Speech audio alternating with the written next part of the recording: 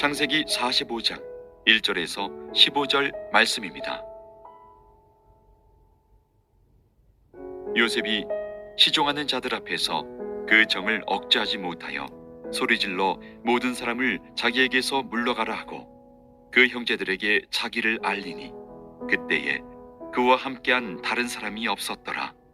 요셉이 큰 소리로 우니 애굽 사람에게 들리며 바로의 궁중에 들리더라.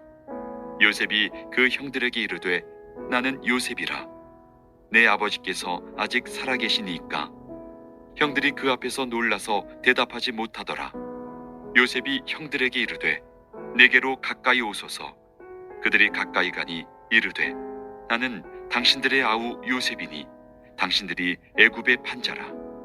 당신들이 나를 이곳에 팔았다고 해서 근심하지 마소서. 한탄하지 마소서. 하나님이 생명을 구원하시려고 나를 당신들보다 먼저 보내셨나이다. 이 땅에 2년 동안 흉년이 들었으나 아직 5년은 밭갈이도 못하고 추수도 못할지라. 하나님이 큰 구원으로 당신들의 생명을 보존하고 당신들의 후손을 세상에 두시려고 나를 당신들보다 먼저 보내셨나니 그런즉 나를 이리로 보낸 이는 당신들이 아니요 하나님이시라. 하나님이 나를 바로에게 아버지로 삼으시고 그 온 집의 주로 삼으시며 애굽 온 땅의 통치자로 삼으셨나이다. 당신들은 속히 아버지께로 올라가서 아뢰기를 아버지 아들 요셉의 말에 하나님이 나를 애굽 전국의 주로 세우셨으니 지체 말고 내게로 내려오사 아버지의 아들들과 아버지의 손자들과 아버지의 양과 소와 모든 소유가 고센 땅에 머물며 나와 가깝게 하소서. 흉년이 아직 5해가 있으니 내가 거기서 아버지를 봉양하리이다. 아버지와 아버지의 가족과 아버지께 속한 모든 사람에게 부족함이 없도록 하겠나이다 하더라고 전하소서. 당신들의 눈과 내 아우 베냐민의 눈이 보는 바 당신들에게 이 말을 하는 것은 내 입이라. 당신들은 내가 애굽에서 누리는 영화와 당신들이 본 모든 것을 다 내 아버지께 아뢰고 속히 모시고 내려오소서 하며 자기 아우 베냐민의 목을 안고 우니 베냐민도 요셉의 목을 안고 우니라. 요셉이 또 형들과 입맞추며 안고 우니 형들이 그제서야 요셉과 말하니라.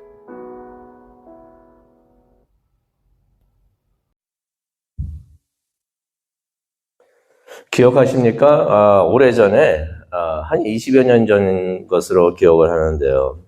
더 됐나요?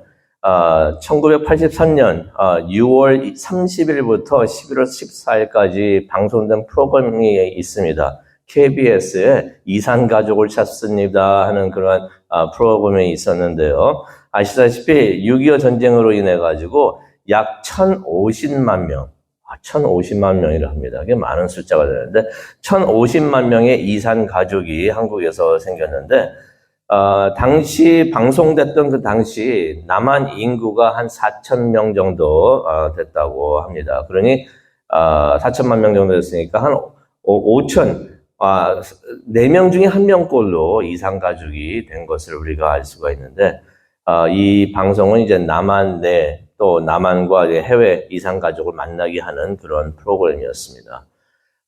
방송의 시청률이 이게 78%나 나왔다고 합니다. 이게 요즘은 이게 불가능한 일이죠. 당시에도 78%라고 말을 하는 것은 국민 모든 사람이 다 봤다는 얘기입니다. 다 봤다는 얘기인데 이 방송을 한마디로 표현하면은 어떻게 표현할 수 있을까? 눈물바다였다라고 표현을 할 수 있을 것 같습니다. 온 가족이 그냥 온 국민이 방송을 보면서 다 함께 울었던 것으로 기억을 하고요. 한 장면이 기억이 나는데 1950년도 영등포역에서 피난 기차를 타다가 이제 헤어졌던 남매가 33년 만에 재회하고 이제 만세를 부르면서 울었던 그런 장면을 봤던 그것을 기억을 합니다. 요셉과 그 형제들 33년은 아니지만은 20년간, 거의 20년간 헤어졌다가 이제 재회하는 장면이 바로 창세기 45장에 기록이 되어 있습니다. 이것은 실수로 헤어진 게 아니었었죠. 어떻게 보면 가해자와 피해자 관계로서 이제 만나게 되는 것인데, 어떻게 보면 무척이나 불편한 그런 만남이 되기도 했습니다. 성경 말씀을 보도록 하겠는데요. 그런 불편한 만남이 될 수도 있는 그 순간이었지만 요셉은 크게 소리내어 울었다라는 말씀이 나옵니다. 1절을 보게 되니까 주위에서 시종드는 애굽인들을 다 물러가게 합니다. 다 물러가게 합니다. 그리고 너무 감정이 격해져가지고 자신도 모르게 소리를 지르는 그러한 모습을 우리가 보게 됩니다. 형제들을 만났지만은 자신이 누구라고 밝히기를 원했지만은 시간을 기다려야 되기 때문에, 하나님의 시간을 기다려야 되기 때문에 유다가 회개를 하면서 변화되는 그 순간까지 기다려야 했기 때문에 요셉이 그 감정을 참고 있었는데 더 이상 참지 못하고 또 변화된 유다의 모습을 보면서 하나님께서 지금이다라고 시간을 가르쳐 주시니 이제 요셉이 자신이 누구인지 밝히면서 이제 크게 소리내어 우는 것을 우리가 보게 됩니다. 얼마나 크게 소리내어서 울었냐면은 사람들을 다 물러가게 했는데 밖에 있는 사람들한테도 다 그 소리가 들릴 만큼 그게 큰 소리로 울었다라는 말씀이 2절에 기록이 되어 있습니다. 3절을 보니까 요셉이 이런 말을 합니다. 내가 요셉입니다. 내가 요셉입니다. 이제 너무나 반가워서 자신의 정체를 밝히는 거죠. 내가 요셉입니다라고 자신의 형들에게 그것을 밝히는 것입니다. 그런데 그 자리에 있었던 10명의 그 형들, 이 말이 내가 요셉입니다 하는 이 말이 앞이 노을해지고 하늘이 무너지는 듯한 그러한 소리가 아니었을까 생각을 해봅니다. 요셉이란 말만 들어도 그냥 자다가도 그냥 덜컹 깜짝 놀랄 만한 가슴이 철컹하는데 앞에 있는 애굽 총리가 요셉이라고 하니까 무척이나 놀라지 않을 수가 없었을 것입니다. 아니 죽은 요셉이 어떻게 살아서 앞에 있을 수가 있는가? 이 사람이 요셉을 아는가? 괜히 이 핑계로 우리를 버리려고 하는가? 그러지 않아도 은잔 때문에 지금 굉장히 두려워하고 있었는데 이건 또 무슨 소린가 하는 그러면서 이제 놀라지 않았을까 생각을 해봅니다. 그런데 요셉이 놀라서 대답을 하지 못하고 있는 형들을 보면서 4절을 보니까요 이런 말을 합니다. 이리 내게로 가까이 오십시오. 놀래가지고 지금 그러고 있는데 가까이 오라고 합니다. 내가 당신들의 아우 요셉입니다. 죽은 요셉의 이름만 들어도 놀랐는데 그래가지고 요셉이라고 하니까 무척이나 놀랐는데 그 앞에 있는 이가 실제로 요셉이라고 하니 이거 큰일입니다. 요셉은 그들의 마음을 아는지 모르는지 가까이 오라고 합니다. 그러면서 4절에 그런 말을 하죠. 내가 당신들이 애굽에 판 그 요셉입니다. 라고 말을 합니다. 근데 여기서 요셉이 이런 말을 하는 것은요, 겁을 주려고 했던 것이 아니라 자신이 요셉인 것을 알리기 위해서 내가 요셉입니다. 못 믿겠습니까? 당신들이 팔았던 바로 그 사람, 그렇게 미워했던 그 사람, 내가 그 요셉입니다. 라고서 그렇게 말을 하는 것입니다. 그런데 그 한마디가 그의 형들을 무척이나 두렵게 합니다. 그래서 요셉이 그 두려움에 떨고 있는 형들을 보면서 이제 안심을 시키는데요. 이 안심시키면서 하는 이 말들이 무척이나 은혜가 됩니다. 5절을 우리가 보기를 원하는데요. 5절을 보니까 이런 말을 합니다. 당신들이 나를 이곳에 팔았다고 해서 근심하지 마소서. 한탄하지 마소서. 하나님이 생명을 구원하시려고 나를 당신들보다 먼저 보내셨나이다 라는 말을 합니다. 아마 이때쯤 그의 형제들이 요셉을 알아봤을 것입니다. 전혀 그럴 것이라고 생각을 못했을 텐데 요셉이라고 하니까 그 얼굴을 보니까 수염은 깎았지만은 가만히 얼굴을 보니까 요셉인 것을 아마 알아보았을 것입니다. 그러면서 속으로 이제 우리는 다 죽었구나. 아마 그렇게 생각을 했을 것입니다. 요셉이 이제는 복수를 할 것이라고. 억울한 일을 당하고 죽임을 당하고 그렇게 팔렸었는데 이제는 권력이 있습니다. 무엇을 못하겠습니까? 이제 복수를 하겠구나. 이제 우리는 다 죽었구나. 아마 그 형제들이 그렇게 생각을 하면서 두려워했을 것입니다. 그런데 요셉이 그 형제들을 용서를 합니다. 오늘 이 5절 말씀을 보게 되면은 이미 마음속으로 형제들을 용서를 했다는 것을 우리가 알 수가 있습니다. 당신들이 나를 팔았다고 해서 근심하지 마소서. 아마 자신을 많이 힘들게 했던 형 유다의 변한 모습을 보면서 이제는 형들을 끌어안고 제외하고 싶었던 그러한 요셉의 모습을 봅니다. 용서를 했다고 하는데요. 이 이게 용서라는 것이 원래 생각대로 되지 않는 힘든 일인 줄로 믿습니다.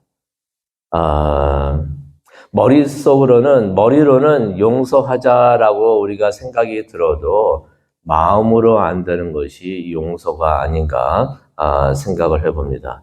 그런데 요셉이 마음으로 이미 자신을 힘들게 했던 그 가해자들을 용서했다는 것을 말씀을 통해서 보게 됩니다. 요셉이 특별히 자비로운 사람이어서 그랬는가? 뭐 그럴 수도 있습니다. 하지만은 요셉이 그의 형들을 용서할 수 있었던 것은 이것이 하나님의 은혜로구나 하는 것을 깨달았기 때문에 그렇게 할 수 있었던 것을 우리가 말씀을 통해서 봅니다. 요셉이 그런 말을 하죠. 자신이 애굽에 팔려온 것은 형들 때문이 아닙니다. 어쩌면은 요셉이 맨 처음에는 그렇게 생각을 했을지도 모릅니다. 저 형들 때문에, 내 형들 때문에 내가 이렇게 시련을 당하고 있구나. 그런 생각을 하니까 용서가 안 됩니다. 괘씸합니다. 기회만 받으면은 복수를 해야겠다고 생각이 들 수도 있는데, 하나님의 뜻을 깨닫게 된 것이에요. 하나님의 뜻을 깨닫게 되니까 이런 말을 합니다. 내가 애굽에 팔려온 것은 형들 때문이 아닙니다. 그러면서 5절에 그런 말을 하죠. 하나님이 생명을 구원하시려고 나를 당신들보다 먼저 보내셨다라는 말을 합니다. 하나님의 뜻과 계획을 요셉이 깨닫게 되었던 것이에요.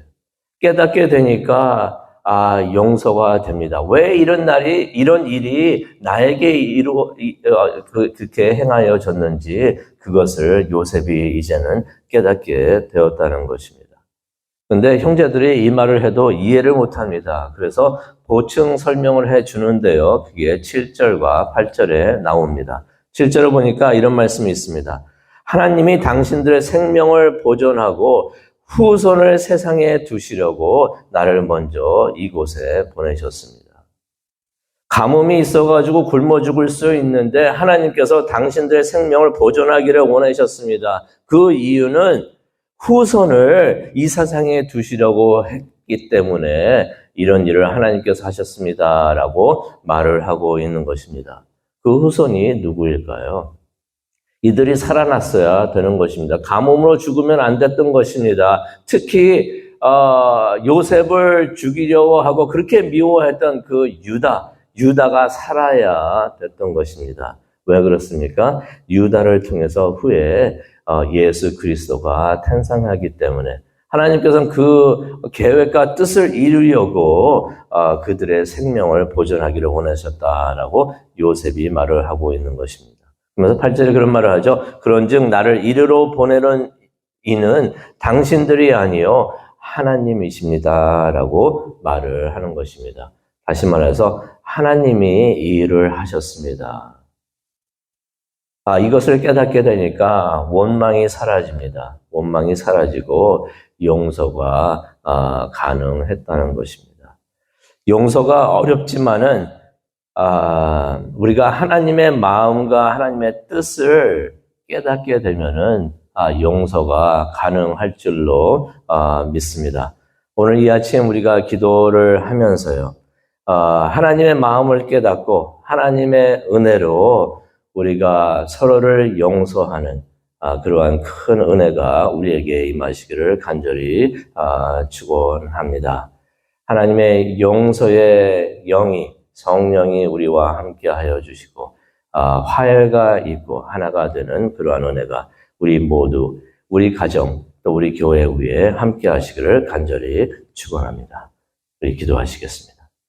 사랑과 충만하신 하나님 아버지 감사합니다. 오늘 이 말씀 오늘 우리에게 주시니 정말로 감사합니다. 용서가 머리로는 쉽게 되는데 마음에 되지가 않을 때가 많이 있습니다. 하나님 그때 우리와 함께하여 주시고 하나님의 뜻을 우리에게 알려주시고 하나님의 계획, 하나님의 은혜를 깨닫게 하여 주시옵소서. 하나님의 은혜를 깨달을 때 용서가 가능하고 서로 포용하면서 용납하고 함께 할 수 있는 줄로 믿습니다. 하나님 그런 은혜가 우리와 함께 할 수 있도록 하나님 인도하여 주시옵소서. 그것을 위해서 기도하는 이 시간이 되기를 원합니다. 이 자리에 함께 하여 주옵소서. 예수님의 이름으로 기도합니다. 아멘.